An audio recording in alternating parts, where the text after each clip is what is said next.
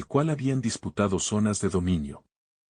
Curiosamente, los primeros en atreverse a encarar estudios de islamismo fueron judíos liberales, no precisamente especialistas en exégesis, sino estudiosos interesados en comparar religiones.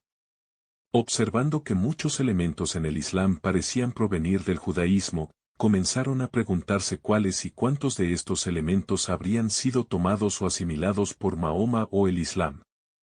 Tras la caída del Imperio austrohúngaro, este afán de búsqueda quedará momentáneamente interrumpido, siendo retomado a partir de mediados del siglo XX por muchos otros estudiosos, esta vez especialistas en exégesis por lo general.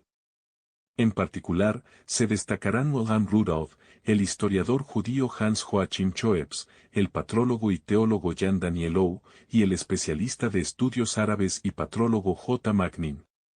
No es una casualidad que se trate en su mayoría de estudiosos judíos, o bien cristianos interesados en la patrología y en el primer cristianismo.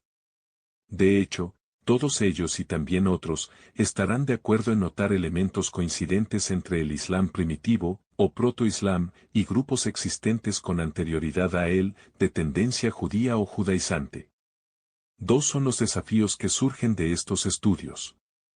1. Discernir y establecer el proceso histórico por el cual pudo radicarse el Islam en ramas judaizantes del cristianismo. 2. Determinar por qué el Islam posterior, es decir el maometismo de los califas, buscó ocultar dicho proceso.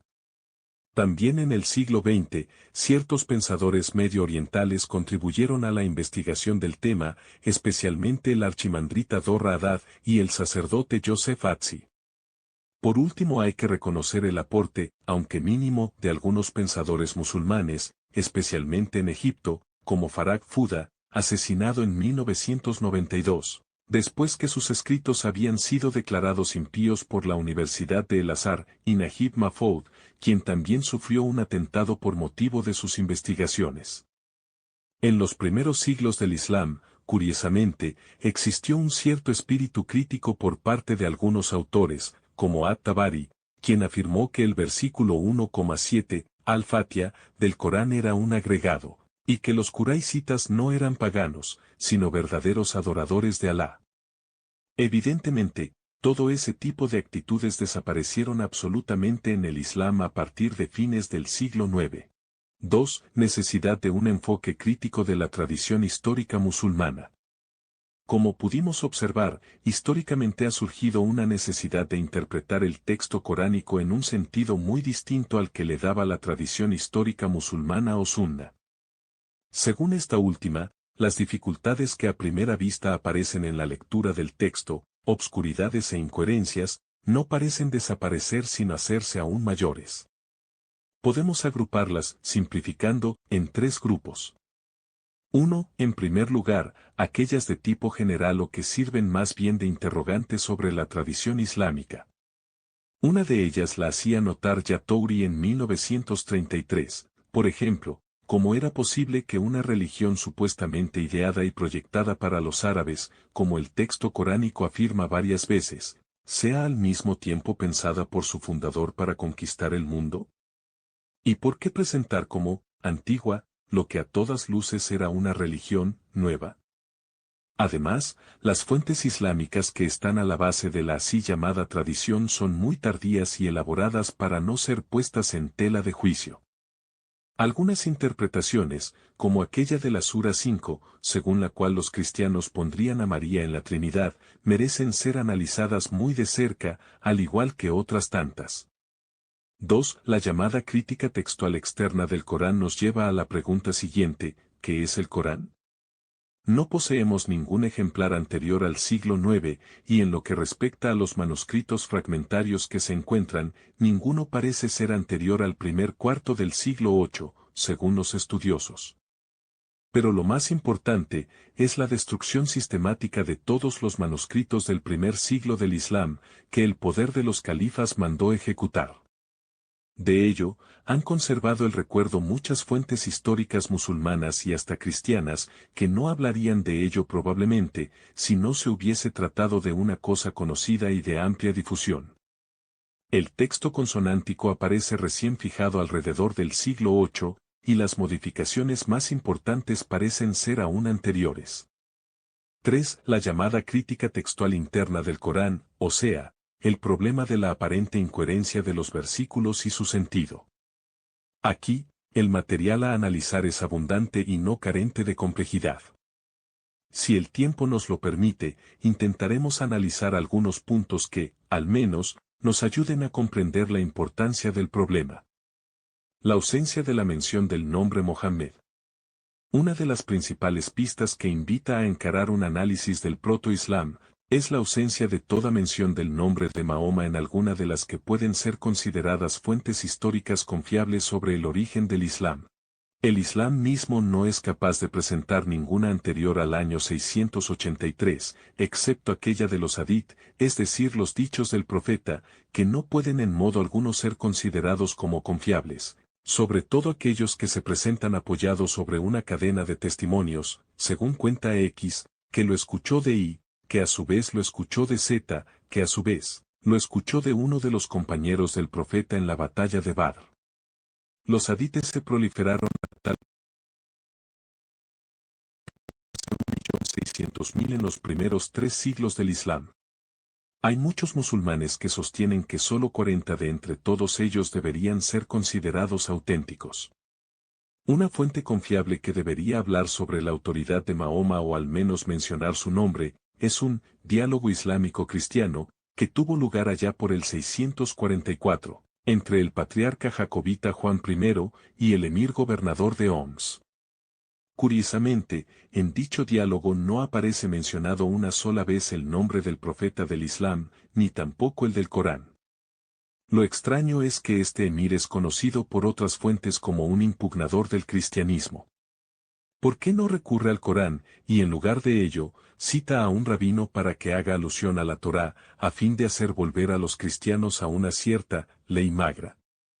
Este último nombre es una alusión al término árabe muhajirun, los emigrados, como se conoce a los musulmanes que tuvieron que huir a Medina, Yatrib, en 622, pero no de la Meca y por otras causas que la persecución de los quraishitas.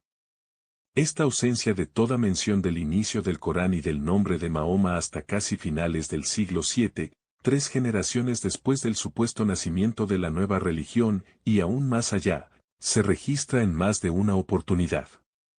Más aún, es altamente llamativo que de los epitafios u otras inscripciones populares que se encuentran de la antigüedad musulmana, ninguna anterior al 735 lleve el título, Mahoma es el mensajero, Rasul, de Dios, como ha sido estudiado por Ouri. De un modo general, podemos decir que no existe ninguna indicación relativa al profetismo de Mahoma antes de la época del califa Marwan, 683 a 685, incluso cuando el nombre de Alá aparece mencionado. La primera inscripción confiable en la cual se lee el nombre de Mahoma como enviado, es una pieza de moneda acuñada en 685 por el gobernador de Bisapur en Persia. Seguidamente, se encuentran atestaciones de dicho nombre en las piezas acuñadas a partir de 690 por los califas omeyas de Damasco. Después de ello, Jesús y Mahoma aparecen ambos como Rasul Alá sobre las inscripciones del Domo de la Roca en Jerusalén, terminado por Abd al-Malik hacia 695. Solamente en el siguiente año, las monedas en uso en Damasco reemplazarán a las bizantinas y persas, representando al califa con la espada y la inscripción, Mahoma es el mensajero de Dios. O sea, muy tardíamente. Estos y muchos otros datos, nos muestran con bastante claridad que el primitivo Islam parece haber sido muy distinto de como los musulmanes lo presentan actualmente. Ni siquiera el mismo nombre Islam pareciera haber existido en el origen, y aparentemente, durante casi un siglo o más aún no hay mención de Mahoma, ni del Islam como revelación última, ni del Corán mismo, y es probable que este último no haya existido en la forma en que lo conocemos, hasta más de un siglo después de lo que se supone. O sea, que todas estas innovaciones no podrían haber sido dictadas a Mahoma desde el cielo. ¿Qué era entonces el proto-Islam? ¿Y quién suplantaba a Mahoma como profeta o enviado, Rasul, al principio? Tratar de encontrar alguna respuesta a dicho interrogante es lo que nos proponemos en estas páginas. Según algunos estudiosos, La llave que abre el círculo hermenéutico entre Corán y tradición islámica, que se justifican y se dan la razón uno al otro, es el conocimiento del judeo-nazareísmo. 3. ¿Qué es el judeo-nazareísmo? El capítulo 15 de los Hechos de los Apóstoles advierte claramente sobre la existencia de ciertos hermanos, con tal término se designa únicamente a quienes habían abrazado la fe en Cristo, que inquietaban a otros exhortándoles a circuncidarse y a guardar otras prácticas propias de la ley de Moisés. Esto produjo más de una discusión y altercados. Pablo, siendo de familia y tradición judía estricta, se oponía decididamente. La cuestión fue sometida a la autoridad de la Iglesia, la cual en su primer concilio en Jerusalén, determinó que no debía exigirse a los gentiles las prácticas de la ley mosaica. Más tarde, el mismo Pablo enseñará tajantemente que la ley de Moisés no obliga ya más a ningún cristiano, sea de extracción judía o gentil. No obstante, algunos de estos judaizantes siguieron activos y enseñando la necesidad de la circuncisión, a tal punto que Pablo tendrá que enfatizar que ni la circuncisión ni la incircuncisión valen en Cristo, y que por el contrario, someterse a la ley nuevamente equivale a desligarse de Cristo. También recriminará duramente nada menos que a Pedro por simular actitudes judaizantes. O sea, después de la enseñanza de Pablo dos cosas quedan claras. 1. Volver a la práctica de la ley mosaica aleja de la comunión y de la fe en Cristo Jesús, aun cuando se lo reconociese y confesase como Mesías. 2. Estos grupos siguieron su curso propio, alejándose cada vez más de la naciente iglesia, sobre todo de frente a las tajantes definiciones de Pablo, aun cuando conservaran la creencia en el Mesías Jesús. La existencia de dicha corriente es ampliamente testimoniada por la tradición patrística, y trazas de ellos y de sus pensamientos pueden encontrarse en muchos libros de los llamados hoy día, apócrifos.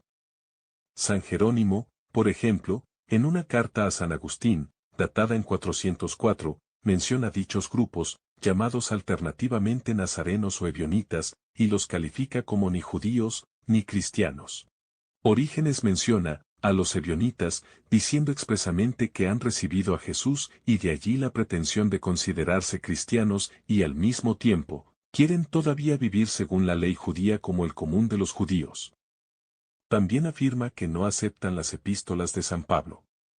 San Justino, en su diálogo con el judío Trifón, afirma, existen entre los de vuestra raza algunos que reconocen que Jesús es el Cristo, declarando sin embargo que fue, solo, un hombre entre los hombres. San Ireneo, obispo de León, en su obra contra los gnósticos, aporta un elemento clarificador hablando de los ebionitas. El texto griego de la obra se conservó gracias al historiador Eusebio de Cesarea, y es la traducción latina de la misma la que llegó hasta nuestros días. San Ireneo afirma, utilizan el Evangelio según Mateo, rechazan al apóstol Pablo a quien acusan de apostasía respecto de la ley, y vienen a adorar Jerusalén, considerándola como la casa de Dios.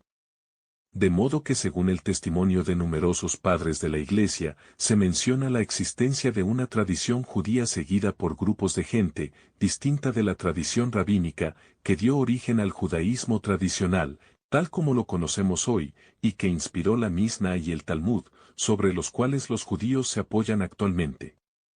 Esta tradición es llamada esta de los nazarenos, su mismo nombre, o ebionitas, en hebreo, los pobres. Se formula 1. Un creer en Jesús como Mesías, pero a partir de cierto momento se evidenciará el rechazo de la fe de la Iglesia en la divinidad de Cristo. Creerán no obstante, que el Mesías debe retornar.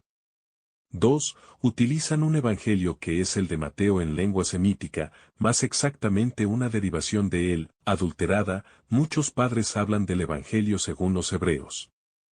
3. Se vuelven hacia Jerusalén para rezar, y a partir del momento, bajo el imperio romano, que son expulsados, aspirarán siempre a regresar a la ciudad santa. 4. Otros detalles importantes, como el prohibir el consumo de vino, y celebrar ceremonias litúrgicas, incluso eucarísticas, en muchos casos con solo agua. En cuanto al término nazareno, es verdad que si bien al principio fue utilizado para designar los cristianos, podía esto prestarse a un equívoco, sobre todo en Siria, con la gente de cierta región geográfica o bien con un grupo existente antes de Cristo. Por eso fue reemplazado por la forma griega cristianoi, que aparece en los Hechos de los Apóstoles como originada en Antioquía de Siria, y por su correspondiente aramea mei, denominación de los cristianos del este que viene de la misma raíz. Hoy día, algunos estudiosos prefieren el término judeo-nazareno, para dejar bien en claro la procedencia judía de dicho movimiento, y para evitar el equívoco causado por el término ebionita, al que algunos escritores eclesiásticos confundieron como patronímico o utilizaron para designar unos grupos gnósticos. Es sabido que la primera comunidad cristiana, de origen judío, abandonó Jerusalén en los años 68 a 69, después del asesinato de Santiago obispo de Jerusalén, y obedeciendo a la palabra de Cristo, quien les había exhortado a huir a las montañas cuando vieran la ciudad rodeada por ejércitos, ya que se aproximaba la toma de Jerusalén por los romanos. Los testimonios extrabíblicos sostienen que huyeron a Pella, en Transjordania, o más lejos. Muchos tienen que haber regresado después. Pero otros no, extendiéndose en cambio por Transjordania y Siria, ya desde finales del siglo I. Testimonios sobre el movimiento judeo-nazareno comienzan a faltar a partir del año 400, aunque existen algunas menciones, el de un peregrino llamado Anónimo de Piacenza, que en su visita a Nazaret afirma haber encontrado una comunidad de hebreos, de los cuales las mujeres decían ser parientes de María. Afirma que estos, hebreos, vivían en buena vecindad con los otros cristianos del lugar, pero que no ocurría lo mismo en otros pueblos o lugares. No puede tratarse de judíos rabínicos, porque el peregrino los habría mencionado como judei, que es el término con el cual se los conocía. Se trata sin duda de los judeo-nazarenos. Otro escrito interesante es el de Adomnan, que reporta el testimonio del peregrino Arculfo alrededor del 670, quien habla de dos grupos de judíos en Jerusalén, uno llamado los creyentes, por oposición al otro. No podía tratarse sino de creyentes en Cristo. Curiosamente, el Corán habla de judíos creyentes, y otros no, en la Sura 61, 14 que afirma que, parte de los hijos de Israel creyeron, mientras que otra parte cafarieron, es decir recubrieron la verdad, en la terminología coránica. 4. Relación del Islam con la tradición judeo-nazarena. ¿Cuál es la relación de estos grupos o tradiciones judeo-nazarenos con el Islam? ¿Cómo han influido en el nacimiento de este? Hay 4 pistas importantes a explorar. 1. La semejanza en ciertos aspectos doctrinales. 2. Las tradiciones islámicas, especialmente las relacionadas con los hadices. 3. La ausencia de testimonios islámicos tempranos, y las ciertas divergencias o ambigüedades que se encuentra en otros. 4. El análisis de algunos versículos del mismo Corán. 1. En lo que respecta al aspecto doctrinal, el Islam es una religión mucho más simple de lo que parece. En realidad, la mayoría de los llamados credos islámicos, sistematizaciones de los artículos de fe islámica, realizados por distintas escuelas, aunque difieran en algunos aspectos, suelen coincidir en 3 fundamentales. 1. Creer en Dios único, es decir, no solo uno, sino no trinitario. 2. Creer que Dios ha hablado por sus ángeles y mensajeros, sobre todo Mahoma y la revelación del Corán, pero se afirma que Jesús es más que un mensajero. Él es el Mesías. 3. Creer que Dios ha elegido los musulmanes sobre los otros hombres a fin de dominar la tierra con el objetivo del día del juicio. Además de ello, se dan otra serie de igualdades. Los testimonios que hemos presentado de los padres de la Iglesia muestran a las claras como la insistencia con que el Corán niega la divinidad de Cristo o de la Trinidad. Parece un espejo de lo que los judeo-nazarenos ya repetían con insistencia, e incluso algún libro usado por ellos, como el llamado Evangelio según los Hebreos. No se da otro caso en el cual el Islam guarde tanta igualdad con un fenómeno religioso que ciertamente existió anteriormente a él y en las mismas regiones donde aquel nació. 2. Las tradiciones islámicas de los hadices. Hemos mencionado que son los hadices.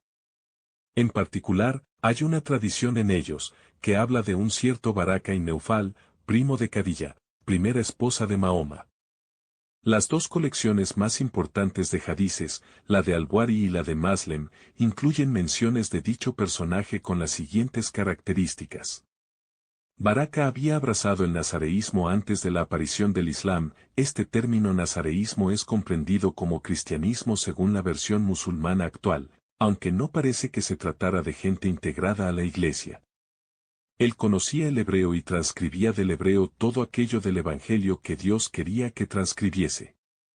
Y también, el sacerdote Baraka escribía el libro hebreo. Él escribía del Evangelio en hebreo todo cuanto Dios quería que escribiese. El sacerdote Baraka escribía el libro árabe.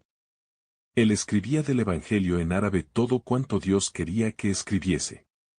Lo más sorprendente es que Bukhari afirma que cuando Baraka murió, la revelación se interrumpió, según comentadores, por 3 años.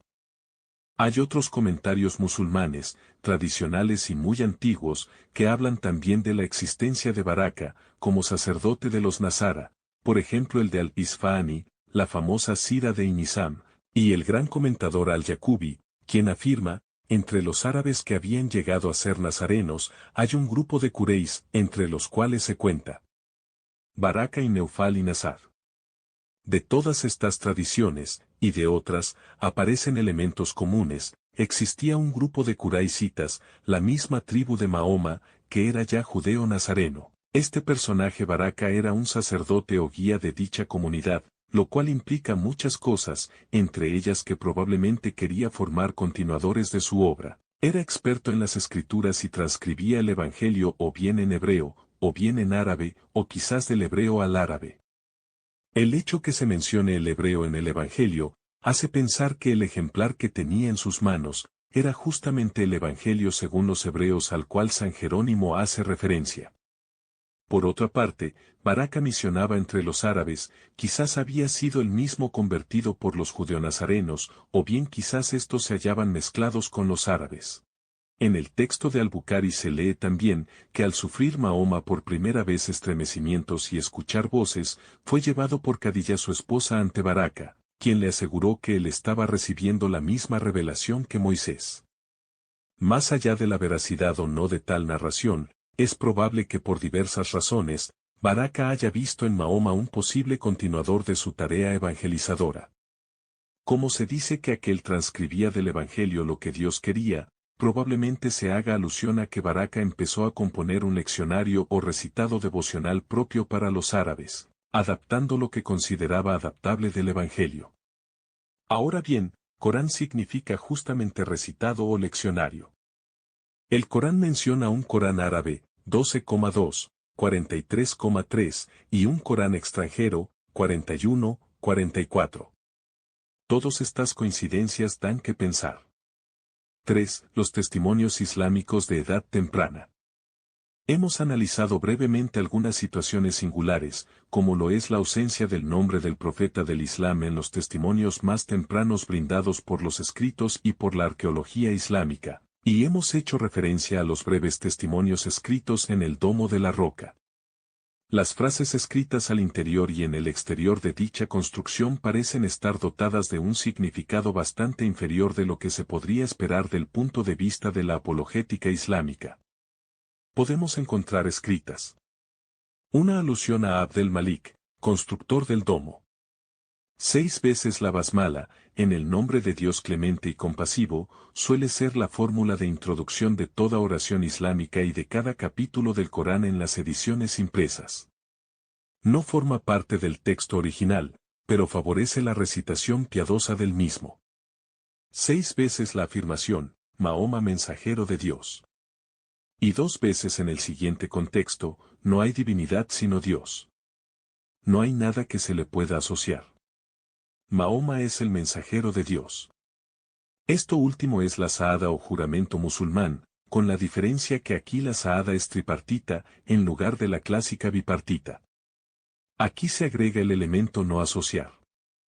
Es extraño que el juramento musulmán, que adorna todo tipo de escrito o construcción islámica, no se encuentre aquí sino 2 veces, y en forma tan desigual a la actual, lo que da a entender que el elemento de no asociar era muy importante para los que construyeron el Domo de la Roca.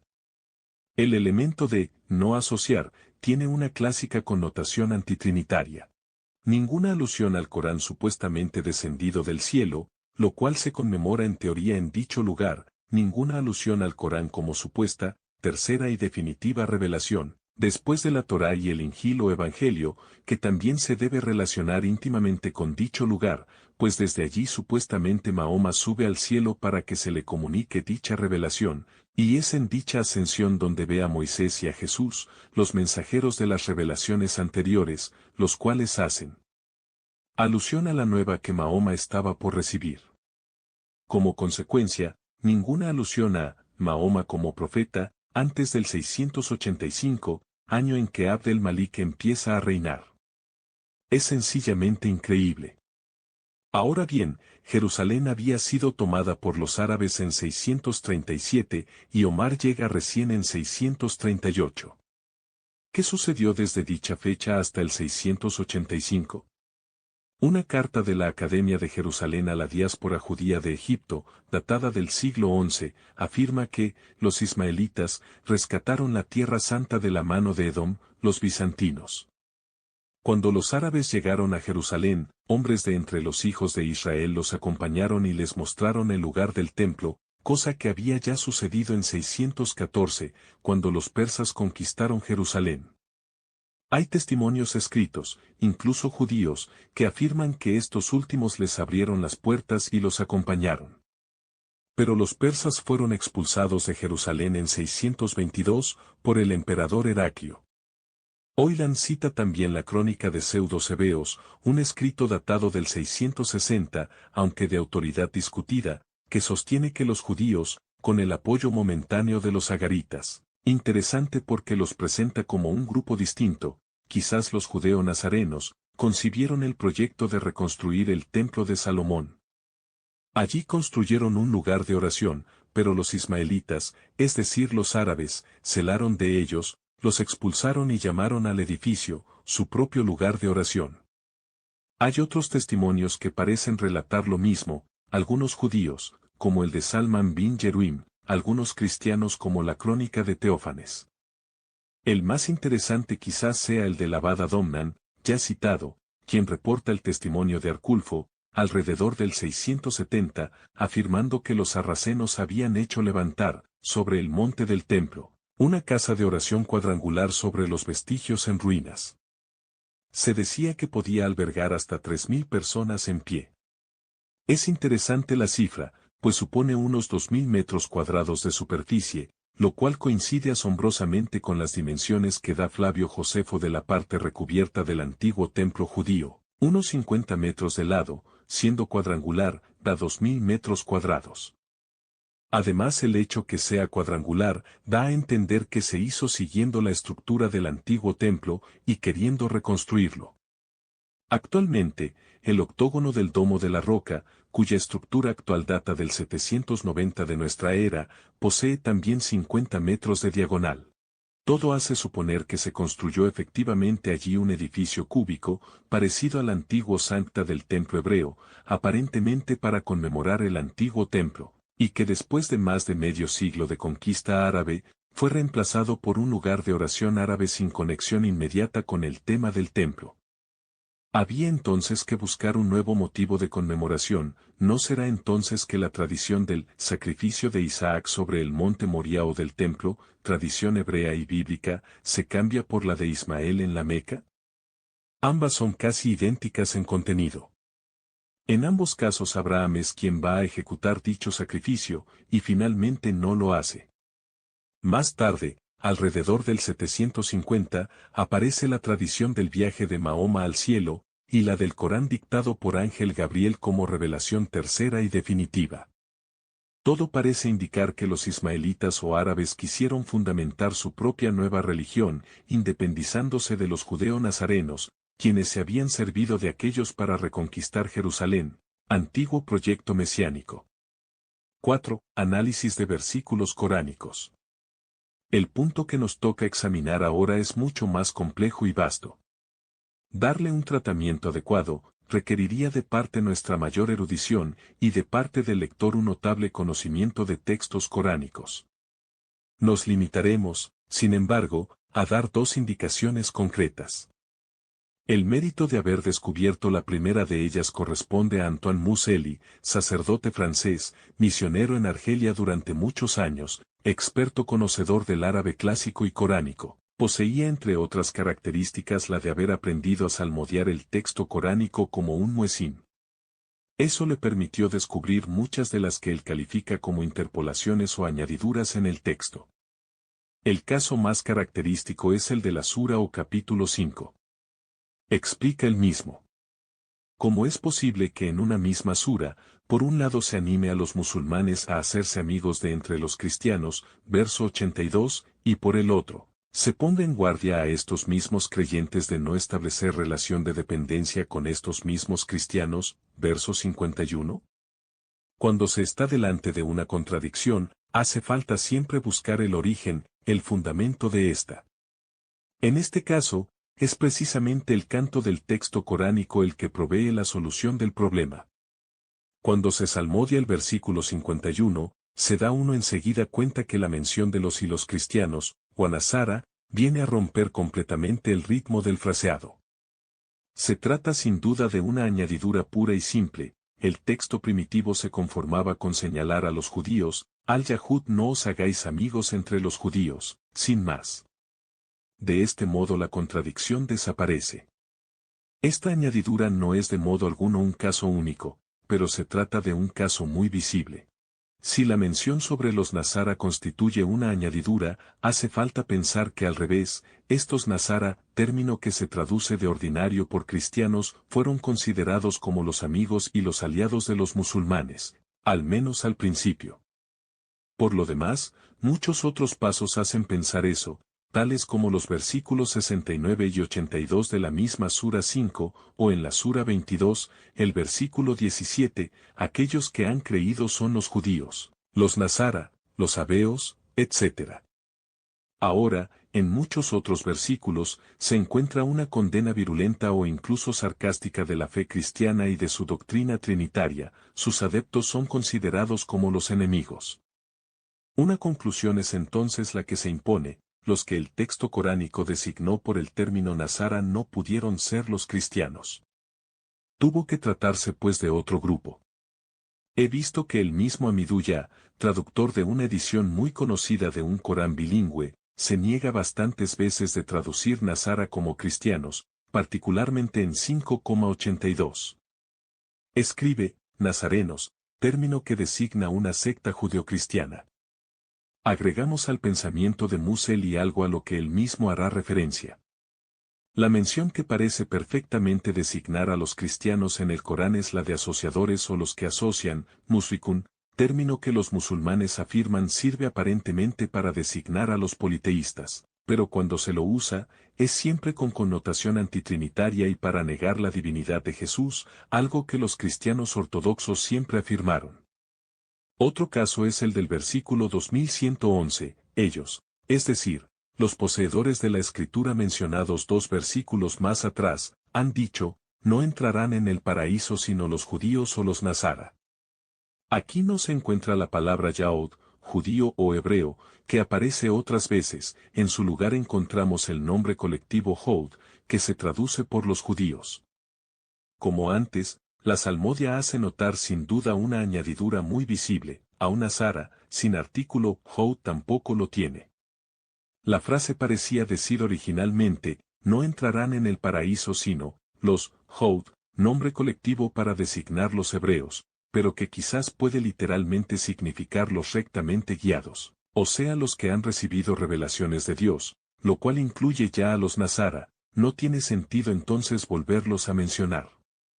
Eso corrobora que se trata de una añadidura. Los traductores traducirán en cambio, judíos y nazarenos, según el significado, y la razón, de la añadidura. Por otra parte, aparece claro que los dos grupos que el Corán designa como gente del libro son judíos, los unos no creen en Jesús como Mesías y los otros sí.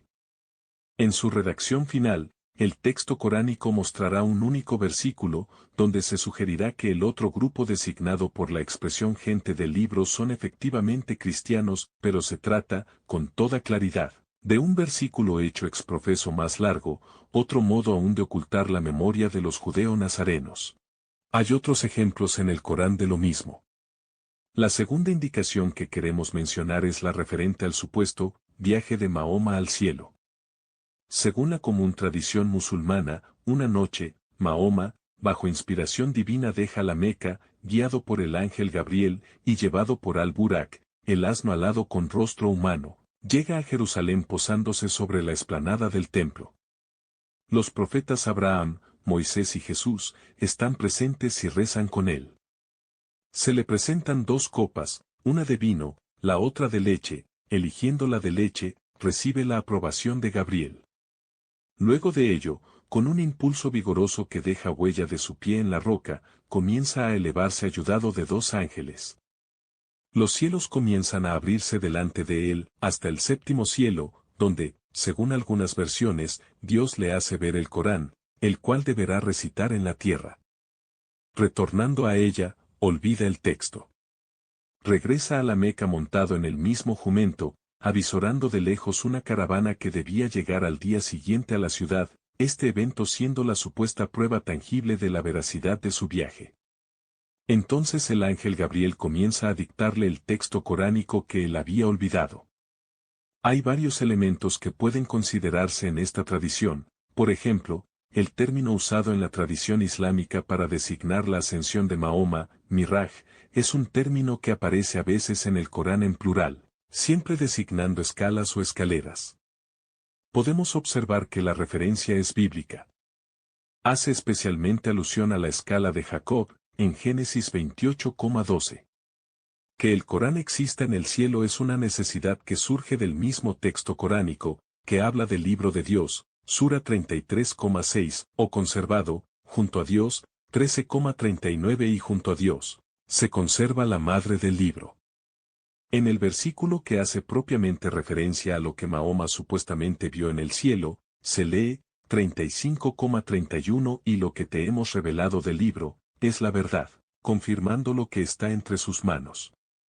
Lo que está entre sus manos, relacionado con un libro, no puede ser más que el libro mismo, sobre todo cuando hay otro versículo, 13,39, que lo afirma expresamente. Ahora bien, curiosamente todas las traducciones oficiales del Corán, traducen Baina Yadayi, la expresión en árabe, como lo anterior a él, quedando el versículo, y lo que te hemos revelado, es la verdad, confirmando lo que existía antes de él. Pero la expresión en árabe no significa anteriormente. ¿Por qué pues, lo traducen así, y por qué es la interpretación oficial, aún en lengua árabe? Es curioso que hay otro versículo, donde para designar la Torá y el Evangelio como descendidos anteriormente, se utiliza la expresión minabl, que significa propiamente con anterioridad o anteriormente. Sin embargo, en todas las 9 veces en que en el texto coránico aparece ese término, se traduce como confirmando lo que existía antes de él. Podemos decir que dicha traducción se compagina perfectamente bien con la doctrina del Islam como tercera revelación sucesiva.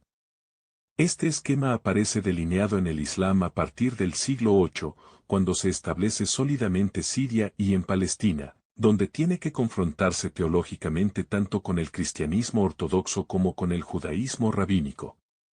Hasta ese momento, el Corán aparecía como una revelación para los árabes y para aquellos que aún no tenían libro.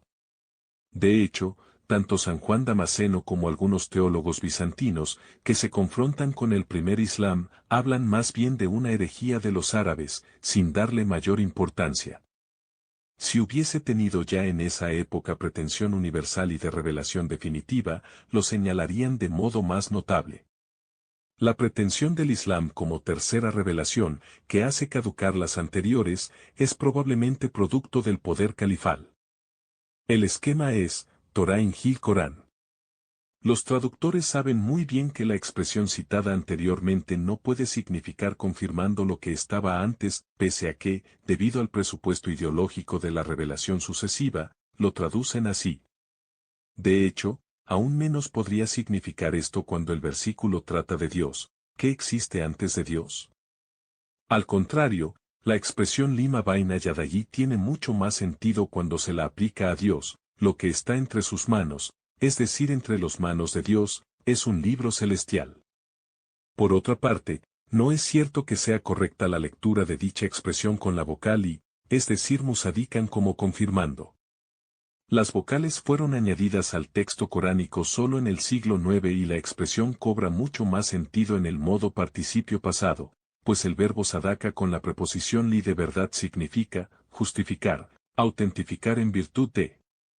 Tomando eso en cuenta, la expresión musadakan lima vaina yadayi significa más bien, justificado, o autentificado, en virtud del que, está, entre las manos de Dios. En efecto, ¿cómo es posible que un libro terrestre, aquel libro dictado por Gabriel a Mahoma según la doctrina islámica, confirme un ejemplar que está en el cielo? ¿No debería ser al revés? Si leyéramos el participio pasivo, en vez de activo, la frase cobraría sentido pleno. El libro terrestre queda entonces justificado por el libro que está en el cielo, siendo aquel el ejemplar original sin defectos. Así las cosas, no puede entonces el Corán confirmar aquello que lo precede, como lo sostiene el esquema ideológico islámico, que pretende que lo que viene después complete y confirme lo que existía antes. Los versículos coránicos que utilizan esta expresión deben de ser releídos en otro sentido. Así nos acercamos probablemente a la comprensión del sentido del texto coránico original. Acerca del libro celeste, un leccionario es utilizado por la comunidad primitiva, ya existe, el texto lo menciona, se llama Mikura en hebreo y Corán en árabe, es la misma raíz, fue recientemente traducido desde el hebreo, o del arameo, en árabe, probablemente por Baraka, y su modelo celeste es evidentemente la Torá que Dios guarda entre sus manos según lo que empezó a enseñar el judaísmo. Desde el siglo II. La manipulación queda por consecuencia bien visible en el Corán actual, no es leído con atención a las palabras mismas, sino en vista a lo que se supone que debe decir. Un último ejemplo de la manipulación de los versículos, la mención que hace el Corán del viaje nocturno de Mahoma y su elevación al cielo, se encuentra en la Sura 17,1, Gloria a aquel, quien llevó a su siervo de noche desde la mezquita sagrada hasta la mezquita más lejana, cuyos alrededores hemos bendecido. Aquí se nos presenta un pequeño problema. El problema es que la mezquita del Aqsa no existía ni en proyecto cuando Mahoma aterriza en la explanada del templo, ni cuando Gabriel le dicta supuestamente el texto.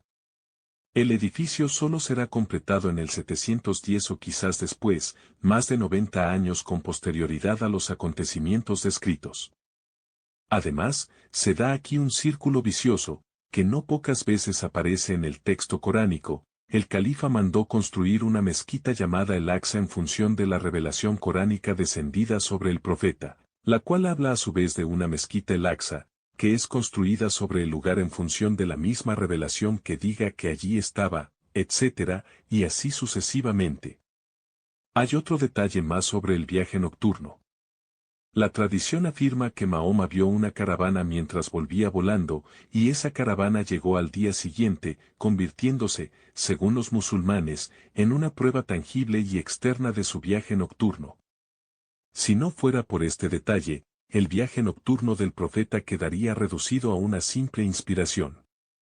De hecho, San Juan Damasceno, que estaba muy bien informado pues trabajaba en Damasco para muchos jerarcas musulmanes, indica que ellos mismos responden que es durante el sueño que Mahoma ha recibido la escritura. Esto lo afirma alrededor del 746. La tradición del viaje real al cielo parece por ende ser muy tardía, probablemente de no antes del final del siglo VIII. En la misma época o más tarde aún, aparecerán los puntos diacríticos del Corán, y todavía más tarde las vocales, y la interpretación califal afirmando el Corán como increado frente a la corriente mutasilita que lo postulaba como creado. 5. Conclusión. Sin haber podido desarrollar el tema con la exhaustividad que merece, creo que hemos dado una buena perspectiva acerca de la existencia del judeonazareísmo, de su relación con el Islam y sobre todo de su influencia en el nacimiento de este. En las mejores monografías acerca del tema, algunas antiguas, como el trabajo de Crone y Cook, ensayos como los de Antoine Mouseli, y otras muy actuales como la que hemos seguido de Gallés, Esta última sobre todo por el modo en que compendia brillantemente todo lo existente sobre el tema, puede encontrarse material de sobra, sin duda muy elocuente. En general la mayoría de los estudiosos coinciden en el siguiente esquema histórico: el judaísmo, hacia finales del siglo VI, estaba fuertemente caracterizado por dos movimientos: el rabínico o judaísmo tradicional, que se alimentaba de las fuentes rabínicas del Talmud, además de la Torá, y el judaísmo mesiánico, que creía en Jesús como Mesías pero nada más, y que poseía como fuentes propias cierto o ciertos evangelios apócrifos, rechazando la Iglesia oficial y las cartas de San Pablo. Hay suficiente evidencia de la existencia de ambos movimientos en la actual Siria y en las estribaciones occidentales del entonces Imperio Persa. No poseían ciertamente el control de Jerusalén, en manos del Imperio bizantino oficialmente cristiano, aunque algunos de ellos habían conseguido habitar, si no en la ciudad, al menos en las cercanías. El gran proyecto consistía no obstante en recuperar la tierra, que en el lenguaje bíblico solo puede ser la tierra de Israel. Hay indicios que muestran que los judeo-nazarenos intentaron hacerlo aliándose con Palmira hacia los siglos III y IV, siendo derrotados los palmirenses por los romanos. El primer éxito serio se da con motivo de la invasión persa de 614. Los conquistadores persas cedieron el control de la ciudad solo a los rabínicos, pero debido a las masacres y ante la amenaza de la reconquista por parte del emperador romano Heraclio, les quitaron el control. 622. Fue dicho fenómeno, según muchos estudiosos, la razón de la emigración, hacia Yatrib, la actual Medina, en la península arábiga. Probablemente dicha emigración no se dio desde la Meca. Algunos dudan incluso hasta de su existencia antes del año 670 a 680, sino en relación con una tal Meca o Beca en la actual Siria, donde habían sido formados desde la época de Baraka según la ideología judeo-nazarena. Es por eso que los árabes de Mahoma o ismaelitas comenzaron a llamarse muhajirun, emigrados. Varios documentos antiguos aportan datos que permiten colegir todo esto. Son en especial, la crónica eclesiástica de Miguel el Sirio, la cronografía de Teófanes, la didascalia de Jacob y la ya citada crónica de los pseudo-sabeos. En particular, un extracto de esta última afirma: los judíos partieron hacia el desierto y llegaron a Arabia, en tierra de los hijos de Ismael. Si bien los ismaelitas estuvieron bien dispuestos a aceptar esta proximidad de parentesco, los judíos no pudieron convencerlos en masa porque sus cultos eran diferentes. En aquel tiempo, había un ismaelita que se llamaba Mamed, un negociante. Se presentó a sí mismo como un predicador, viniendo por mandato divino, como el camino de la verdad, y los exhortó a conocer el Dios de Abraham, porque estaba bien instruido y a la orden del día en lo que se refiere a Moisés. Como la orden venía de Dios, se unieron todos bajo la autoridad de un solo hombre, y abandonando sus cultos, volvieron al Dios viviente que se había revelado a Abraham. Mahoma les prohibió comer carne de animal muerto, beber vino, mentir y fornicar. Él añadió: por un juramento, Dios ha prometido este país a Abraham y a su posteridad por siempre. Actuaba según su promesa cuando amaba a Israel. Ahora ustedes son los hijos de Abraham y Dios cumple con ustedes la promesa hecha a Abraham y a su posteridad. Solo amen al Dios de Abraham, vayan a conquistar su territorio, el que Dios dio a vuestro padre Abraham, y ninguno podrá resistir a sus acciones, porque Dios está con ustedes. Este texto de origen judío rabínico es muy expresivo. Enseña un Mahoma que no se presenta de ninguna manera como profeta, sino como el propagandista de una ideología de conquista de Jerusalén. Allí se habla a árabes que tienen que volver al Dios viviente, es decir, según el punto de vista del autor rabínico, a árabes que se habían vuelto primero hacia el verdadero Dios, es decir, cristianos. Y quiere convencerlos de iniciar la guerra al lado de los judeo-nazarenos diciéndoles que son hijos de Abraham, lo cual nunca habían oído antes. Una vez unificada la causa árabe-judeo-nazarena, se lanzarán a la conquista de Palestina. Un primer intento de conquista tuvo lugar en el 629, 2 años después que Heraclio reconquistó Jerusalén. Este primer intento fracasó, siendo derrotados los árabes en la batalla de Muta. Probablemente es esta derrota la que se refleja en la leyendología islámica con el nombre de Batalla de Uhud, así como en ciertos pasajes coránicos. Quizás Mahoma haya muerto en 632 o bien algo antes o después, y para el 634, los árabes consiguieron finalmente derrotar a los bizantinos en la Batalla de Gaza. Ya para ese entonces, el proyecto árabe era de conquistar no solo Jerusalén, sino todo el orbe conocido. De hecho, Damasco caerá en 636. La caída de Jerusalén se sitúa oficialmente en el 638, pero probablemente haya sido varios meses antes de la llegada de Omar en dicho año. Poco tiempo después de conquistada, inicia la construcción del templo cuadrangular sobre el monte del templo. Los judeo-nazarenos esperan la llegada de Jesús el Mesías, acerca de la cual habían convencido a los árabes ismaelitas. No hace falta explicar que el Mesías no llegó cuando se lo esperaba. Esto produjo probablemente la primera crisis en el proto-islam, se derrumbaba lo que constituía la razón de existencia del movimiento arabo-judeo-nazareno. Decepcionados, Omar y sus árabes se vuelven entonces contra los judeo-nazarenos, masacrando a sus jefes y probablemente también las tribus judeo-nazarenas de Medina, donde aquellos provenientes de Siria e inclusive Mahoma habían encontrado refugio menos de 20 años antes. Estas masacres de judíos de Medina, la leyenda islámica las atribuirá a Mahoma asignándoles fechas anteriores a la realidad, pues no tiene ningún sentido el situarlas en época de Mahoma. Los nuevos jefes árabes del Próximo Oriente se veían a sí mismos como los nuevos maestros del mundo, pero no podían justificar su poder hasta que hicieran desaparecer el recuerdo de los judeo-nazarenos. La dirección de la oración, o Qibla, que era Jerusalén, ya no tendrá sentido, pero se necesitarán años antes de que aparezca la Qibla hacia la Meca, en el Hijaz. Algunos autores sostienen que se impuso una Qibla intermedia hacia la Siria, de donde eran originarios la mayoría de los judeo-nazarenos y Mahoma mismo. Por otra parte, los jefes árabes se encuentran ante el fenómeno de una rápida extensión y conquistas militares, se inicia la campaña de Egipto en el 640, y la caída de la Babilonia de los persas en 641. Omar es asesinado en 644 y será sucedido por Uthman. Este califa querrá consolidar el naciente imperio musulmán, no solo militarmente sino sobre todo ideológicamente. Según la historiografía islámica, hace destruir los Coranes no conformes al suyo, pero ¿cómo hacer que desaparezca lo que todavía no existe y que no está ya distribuido?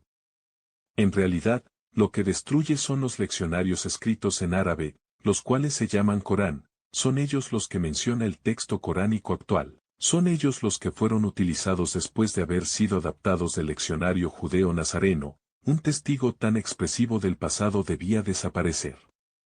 Pero se necesitará reemplazarlo con un libro vasto, el Nuevo Corán, que desde este momento deberá enseñar quiénes son los árabes que Dios ha escogido para dominar al mundo entero.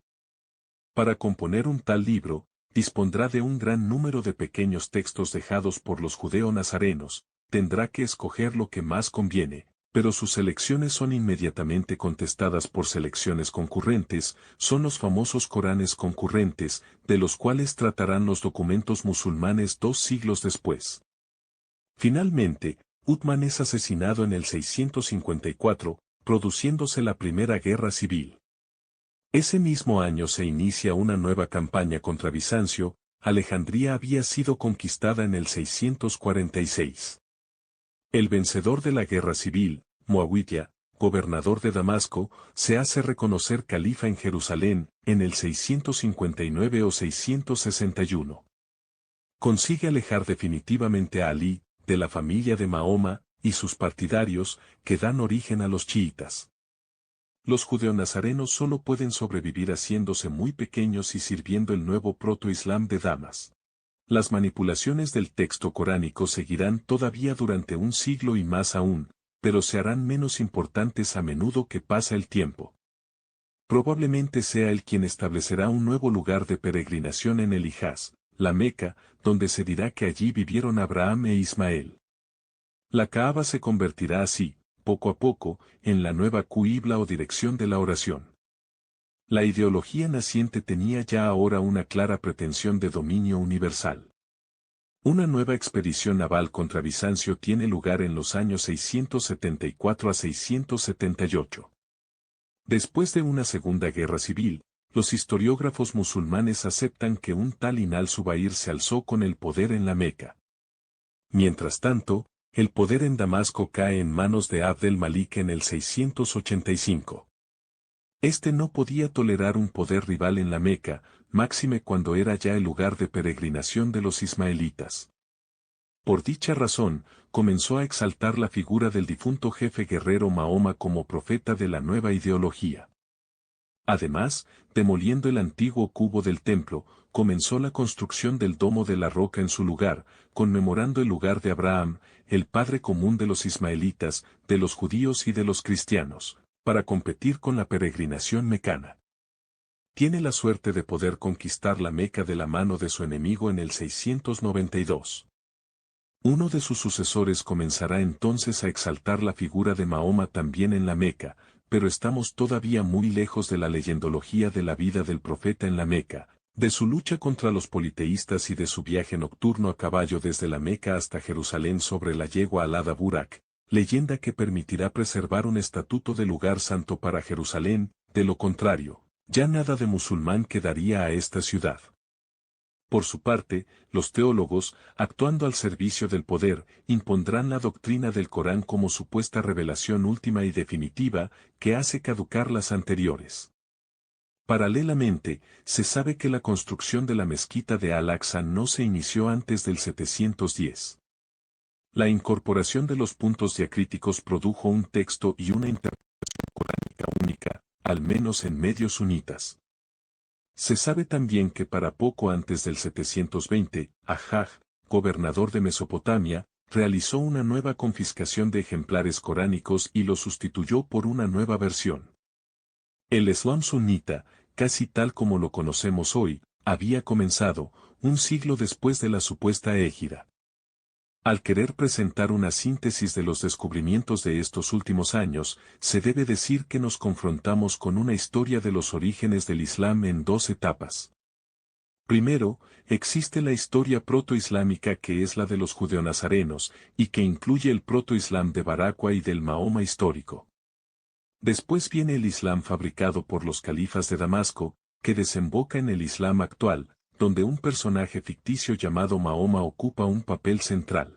El mismo nombre de Islam resulta de la voluntad de los califas, que veían a sus adeptos y al mundo entero como una masa de gente que tenía que someterse a Dios, vale decir a ellos mismos.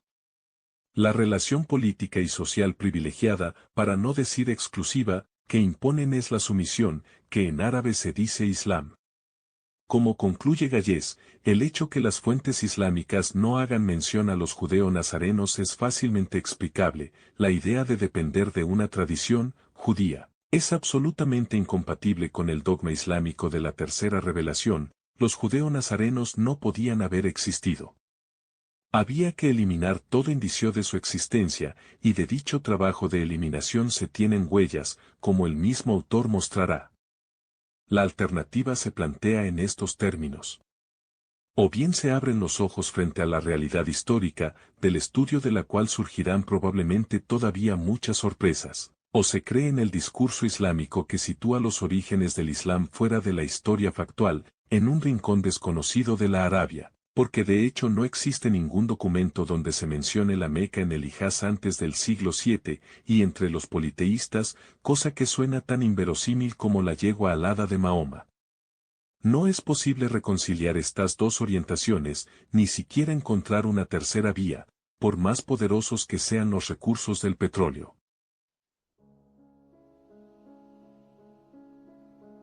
Lo que hemos escuchado en Proto-Islam, fenómeno judeo-nazareno, nos recuerda una verdad esencial: las herejías nunca mueren, se transforman.